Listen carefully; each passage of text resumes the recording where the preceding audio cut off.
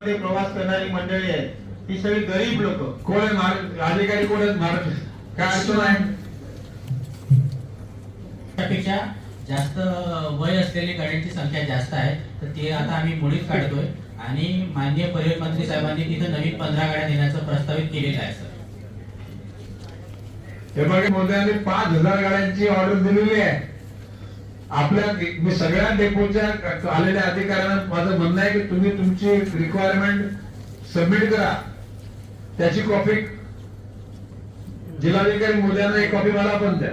Yes sir. म्हणजे परिवहन wall footing वरती आपल्या जिल्ह्याला मिळते असं बंदोबस्त करतो मी. Yes sir. Okay. Yes sir. Yes sir. माझा पुढचा प्रश्न आहे, माझ्या भागामध्ये MSCB चे जे ट्रान्सफॉर्मर आहेत ना, खूप चोरीचे प्रमाण वाढले. चोरतात म्हणजे चालू कापून येतात. ट्रान्सफॉर्मर हो हो.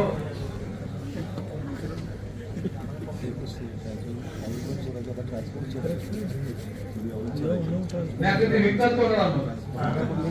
ते पंधरवाल्यांना देतात ते. जरा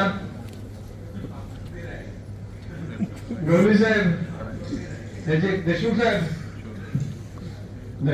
गौरी साहेबची दखल घ्या जरा. ज्या ठिकाणी गेल्यास एक टीम तयार करा. भंगारवाले जे आहेत ते त्यांच्यावर नजर ठेवा. म्हणजे तांबा पितल जस वगैरे असतात ना, हा ते ऐकून जरा एक टीम तयार करा ना. होईल ते नक्की होईल. साहेब दुसरा बघ, आता सन्मान्य गौरी जे होते ना, मी ज्या एरियात राहतो त्या पोलीस स्टेशनचे इन्चार्ज होते. खरं म्हणजे त्यांची बदली झाली होती, डीजी साहेबांनी केली होती सिंधुदुर्गामध्ये. मी सांगितलं आता मी पालकमंत्री आहे, गौरीला सांगितलं तुम्ही पालघरला या. 1 महिन्याच्या आतमध्ये या गोष्टीचा फैसला करतो. टास्क फोर्स तयार करा.